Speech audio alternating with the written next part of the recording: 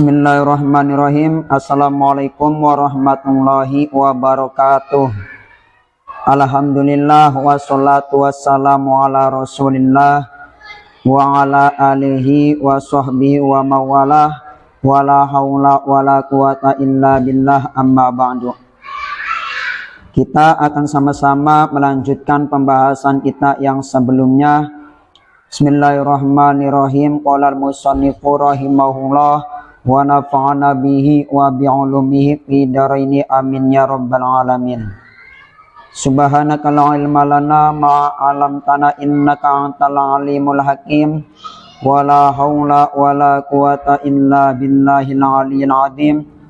Rabbi shrah li sadri wa yassir li amri wahlul 'uqdatam min lisani yafqahu qawli. Rabbi zidna ilman warzuqna fahman amin ya rabbal alamin. Bismillahirrahmanirrahim.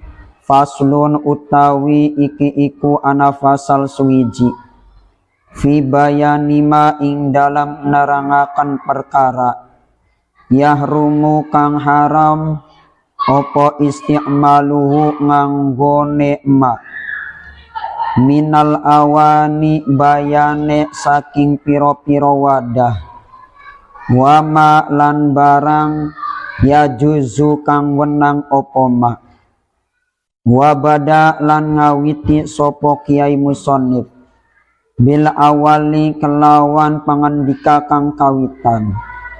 Fakola mangka dawuh sopo kiai musonif biben dawe wala ya juzu fi ghairi daruratin lirajulin awim ro'atin isti'malu syai'in min awani dhahabi wal fiddati wala yajuzu lan ora wenang fi ghairi daruratin ing dalam liyane darurat lirajulin kedue wong lanang awim ro'atin atawa wong wadon.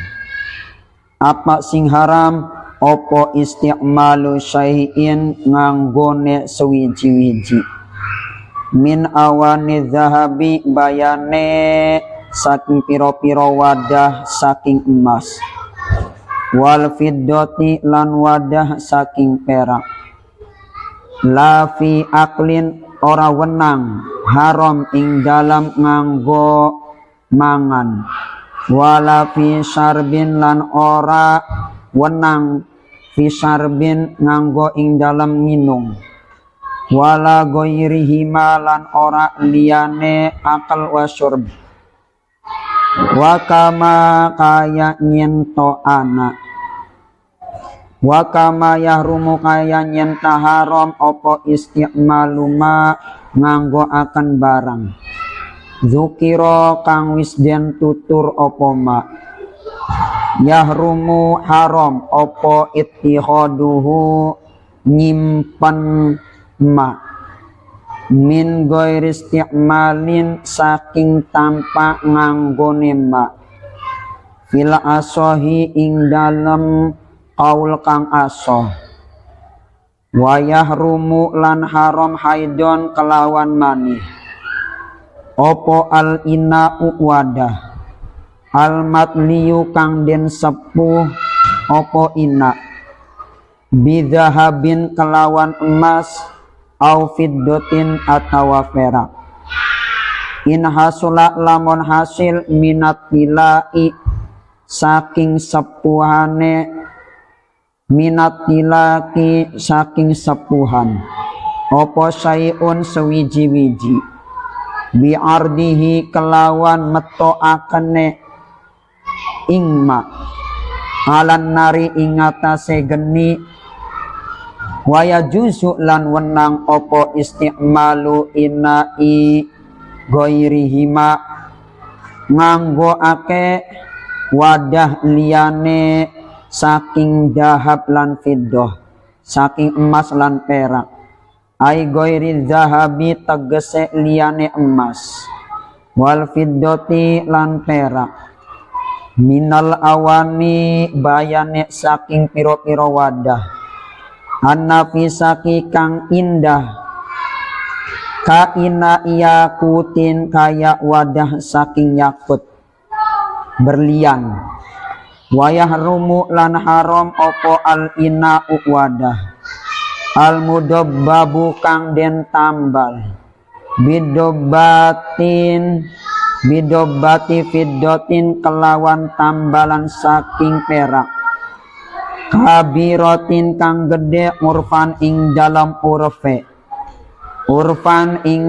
urfe atawa keumuman lizinatin karena arahe pepahes fa ingkanat mangka lamun ana opo dobbah ana iku kabirotan gede lihajatin karena arahe hajat jaza mangka wenang opo dobbah ma'al karohati kelawan sertane makruh au sogirotan atawa cilik murfan ing dalam uruf keumumane lizinatin karena arahe pepaes kurihat mangka den makruh akan auli hajatin atawa karena hajat fala tukrahu mangka ora makruh. Amma dobbatu zahabi lan anapun utawi tambalan saking emas fatahrumu mangka iku haram mutlakon hale mutlak kama kaya barang sohaha kang wis den milangi sohi ingma sopo an-Nawawiyu Imam Nawawi. Bismillahirrahmanirrahim. Pada pasal ini kita akan menjelaskan tentang wadah.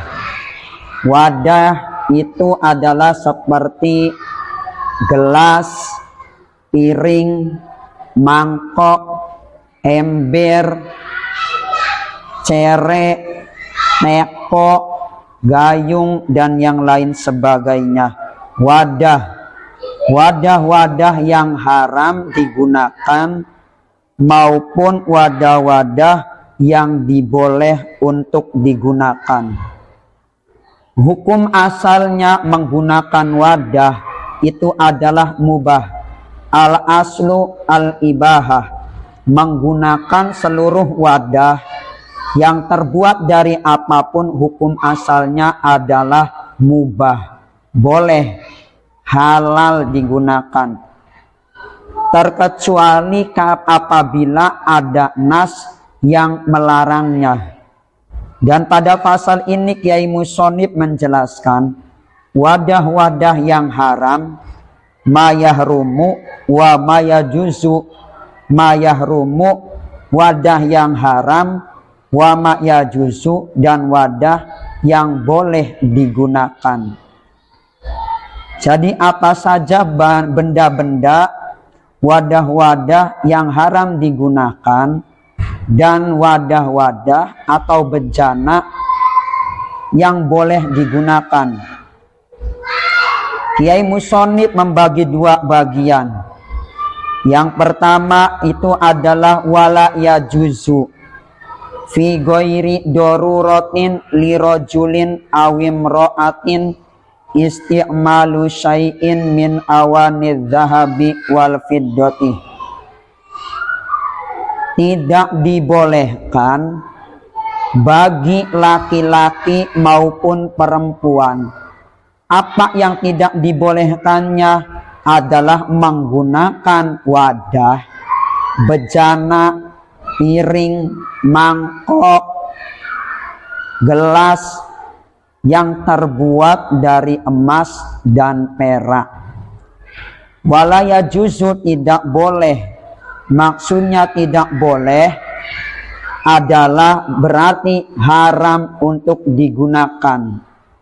Haram yo umpama maksa nganggo emas lan perak, nganggo cangkir gelas saking emas atau perak yo maksa, berarti hukumnya adalah haram.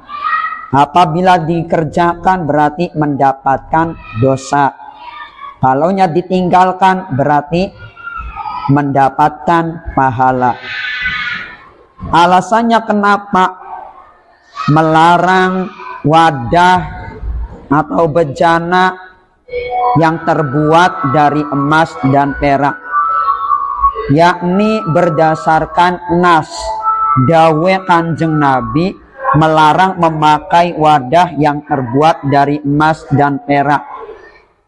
Rasulullah Shallallahu Alaihi Wasallam pernah dawuh, la tashrabu fi aniyati dhahabi wal fiddati wala taqulu fi sihafiha. La tashrabu fi aniyati dhahabi wal fiddati wala taqulu fi sihafiha. Janganlah kalian meminum dari bejana yang terbuat dari emas dan perak. Wala taqulu fi sihafiha, dan jangan pula kalian makan dari piring-piring yang terbuat dari emas dan perak. Ini jelas larangan menggunakan wadah bejana yang terbuat dari emas dan perak, entah itu bagi laki-laki maupun bagi perempuan. Dalam hadis yang lain Rasulullah Shallallahu Alaihi Wasallam bersabda, alladzi yashrabu fi aniyatil fiddati innama yujarjiru fi batni naro jahannam. Alladzi yashrabu fi aniyatil fiddah, orang yang minum dari bejana perak, innama yujarjiru fi batni naro jahannam, maka sesungguhnya dia telah memasukkan api neraka ke dalam perutnya. Yo umpama kalian menggunakan wadah dari emas atau perak, maka sama halnya kalian itu memasukkan bara api ke dalam perut kalian. Jelas kedua hadis tersebut dawe Kanjeng Nabi mau larangan untuk menggunakan bejana dari emas dan perak. Adapun alasannya Rasulullah melarang bejana dari perak dan emas adalah bahwasanya emas dan perak itu diperuntukkan untuk orang-orang kafir, digunakan di dunia. Walakum fil akhirah, dan bagi kalian, bagi orang-orang muslim itu boleh menggunakan bejana wadah dari emas dan perak kalaunya di akhirat. Ulama pun menafsirkan, memperincikan kenapa sih alasannya tidak dibolehkan atau mengharamkan bejana yang terbuat dari emas ataupun perak. Di antara alasannya yang pertama, ulama mengatakan al-khuyala, sombong atau bisa menimbulkan keangkuhan.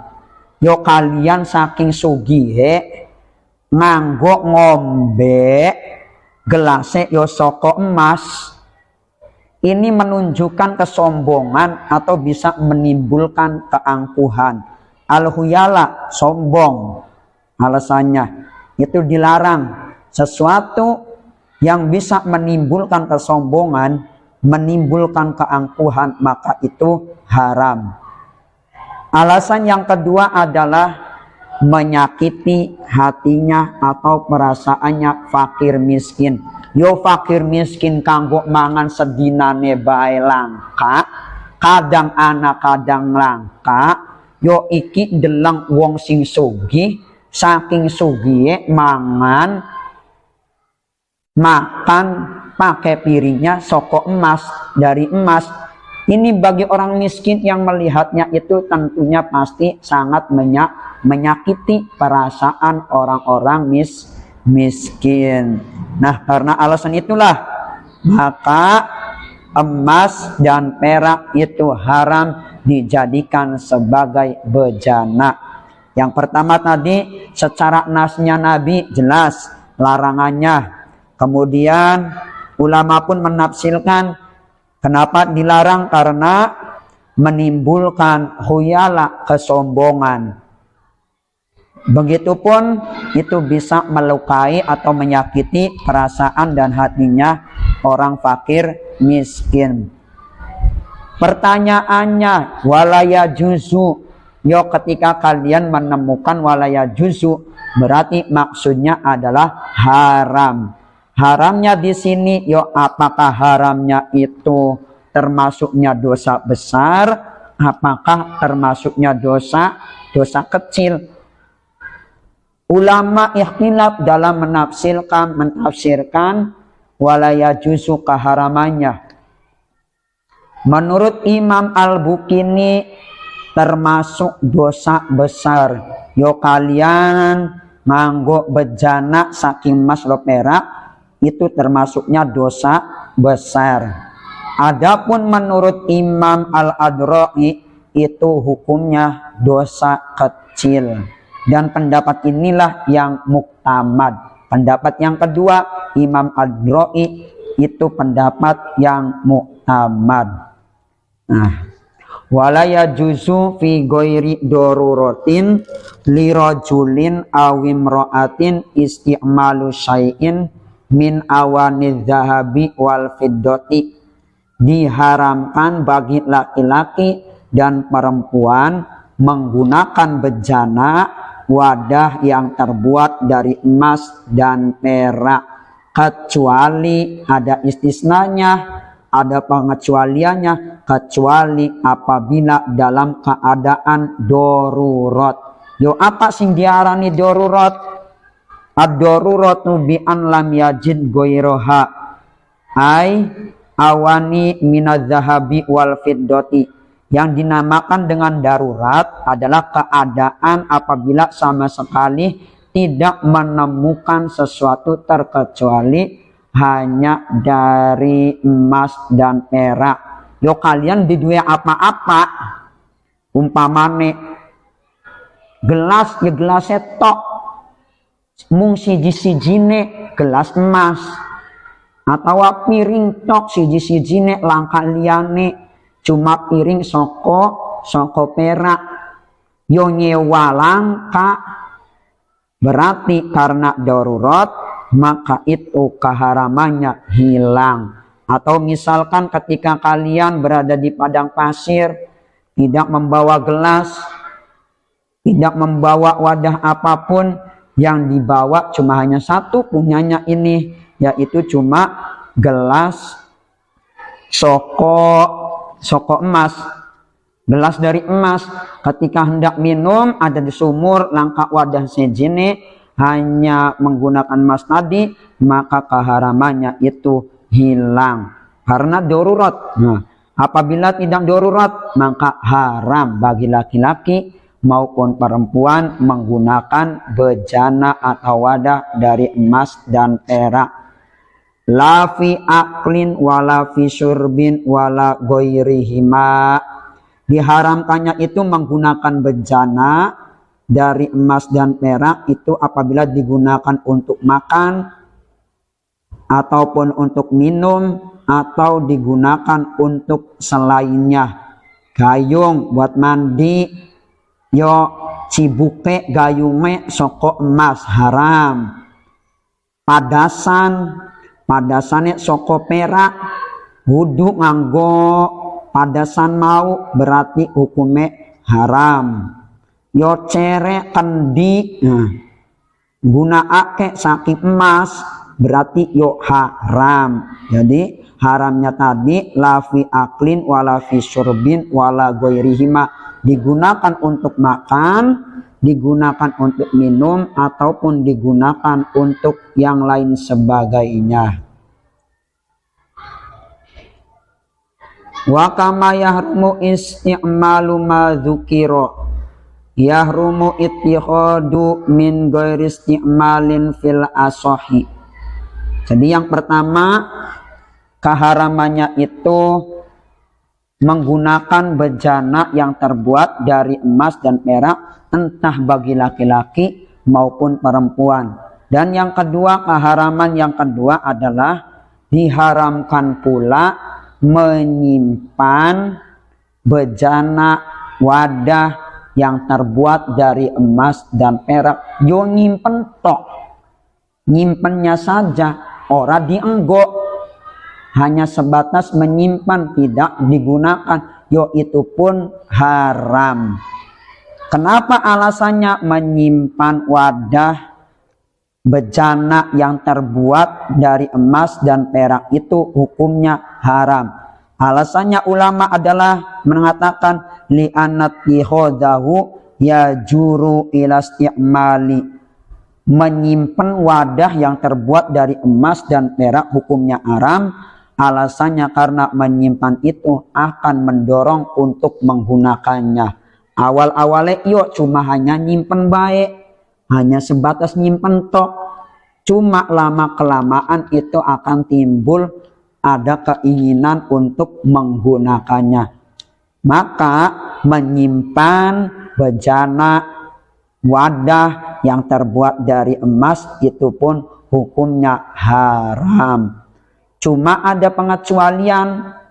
Apa pengecualiannya? Ulama mengatakan keharaman menyimpan wadah dari emas dan perak dikecualikan apabila menyimpannya tadi dipergunakan untuk dijual. Dijualnya itu kepada orang yang untuk digunakan sebagai perhiasan. Ya umpamanya ingsun pula nih, saya punya gelas yang terbuat dari emas, cuma disimpen tok, cuma disimpen mau iku kanggo didole mengwong sing kanggo digawe perhiasan, berarti itu boleh, tidak haram menyimpan bejana yang terbuat dari emas dan perak apabila untuk dijual kepada orang dan penjual dan pembelinya itu untuk dibuat sebagai perhiasan. Keharamannya di sini adalah menggunakan ataupun menyimpan wadah. Konteksnya adalah tentang wadah atau bejana. Sedangkan apabila yo wanita, perempuan itu memakai perhiasan, yo anting-anting soko emas, gelang-gelange dari emas, kalung dari emas, itu tidak haram sebab itu adalah perhiasan. Tapi kalau menggunakan wadah yo perempuan dari emas, wadahnya itu haram. Jadi bagi laki-laki, bagi perempuan memakai perhiasan dari emas dan perak hukumnya adalah boleh, halal. Sedangkan bagi laki-laki memakai perhiasan dari emas itu adalah haram. Sedangkan memakai perhiasan yang terbuat dari perak itu boleh. Itu. Bismillahirrahmanirrahim. Wa yahrumu aidon al-inna'u al-matliyu bidahabin aw fiddatin in hasola minat ila'i syai'un bi'ardihi alan nari. Dan yang ketiga keharamannya itu adalah menggunakan wadah yang dilapisi atau disepuh dari emas dan perak. Bahan aslinya, bahan utamanya bukan emas, bukan perak. Yo bisa dari kaca, bisa dari tembaga, bisa dari besi, cuma dilapisi dengan emas, disepuh dengan emas atau perak, maka itu pun hukumnya haram. Wa yajuzu isti'malu inna'i ghairihima ay ghairi dhahabi wal fiddati minal awani an-nafisati ka inna yaqutin. Jadi yang pertama adalah yang diharamkan menggunakan bejana dari emas dan perak bagi laki-laki maupun perempuan. Yang kedua adalah menyimpan wadah atau bejana yang terbuat dari emas dan perak. Yo nyimpen baik haram, nyimpen baik apa maning gunakake. Ketiga adalah diharamkan pula menggunakan sesuatu yang ditambal dari emas dan perak atau disepuh dengan emas dan perak. Nah, kemudian Kiai Musonib menjelaskan inilah yang dibolehkan. Bejana-bejana yang dibolehkan untuk digunakan apabila terbuatnya itu selain dari emas dan perak. Yo gelasnya saking kaca yo oli, piringnya saking atom yo oli, gelasnya saking kayu atau bambu ya oli.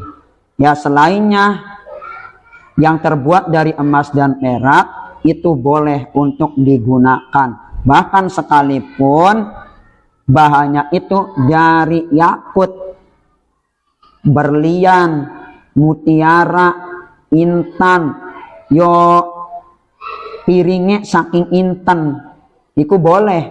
Padahal antara berlian atau intan dibandingkan dengan emas dan perak lebih mahal intan atau berlian. Loh kenapa? Kalaunya menggunakan bejana dari intan atau berlian itu boleh, sedangkan dari emas dan perak itu haram, karena tidak ada nas yang melarangnya. Jadi kembali ke hukum asalnya, segala sesuatu menggunakan wadah yang terbuat dari apa saja itu hukum asalnya adalah boleh, kecuali ada nas atau dalil yang mengharamkan atau melarangnya. Jadi tidak ada larangan menggunakan bejana wadah yang terbuat dari yakut, berlian, intan. Nah, tidak ada.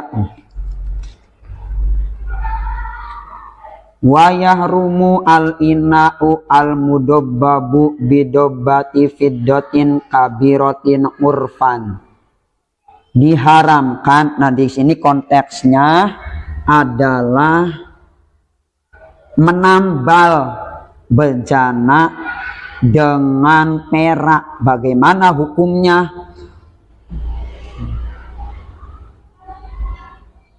Wa yahrumu al-ina'u al-mudobbabu bidobbati fiddatin kabiratin urfan lizinah. Menambal bejana dengan perak, tambalan iku mau gede. Wajan ditambal menggunakan perak, yo tambalannya gede. Secara umum uang nganggepe uang umum tambalannya gede. Tujuannya apa? Lizinah, untuk pepahes, untuk hiasan, supaya ketengar apik, ketengar bagus. Nah, berarti hukumnya adalah haram menambal bejana dari perak, tambalannya besar menurut keumumannya dan tujuannya untuk hiasan, maka itu haram. Fa in kanat kabiratan lihajatin jaza ma'al karohah. Sedangkan apabila menambal bejana dengan perak, tambalannya yo gede, cuma karena hajat, karena kebutuhan. Sebabnya apa? Yo tambalannya karo perak umpamanya lebih awet, lebih kokoh, orang muda bocor manih. Nah, berarti itu adalah hukumnya jaza, boleh, tapi disertai dengan makruh. Yo boleh, silakan saja, cuma makruh. Nah, makruh. Au sogirotan urfan lizinah kurihat. Nah, sedangkan apabila tambalannya itu kecil, cilik yo tambalannya, piringnya bolong atau gelasnya bolong, ditambal menggunakan perak, tambalannya cilik, kecil, tapi tujuannya adalah untuk perhiasan supaya terlihat cantik. gelasnya tadi, maka hukumnya adalah kurihat, maka hukumnya makruh. Auli hajatin fala tukrahu. Nah, apabila tujuannya karena hajat, karena kebutuhan, itu tambalannya cilik, karena hajat, karena kebutuhan, berarti hukumnya tidak makruh alias boleh. Amad dobatu zahabi fatahrumu mutlakon kama sohahu an-Nawawi.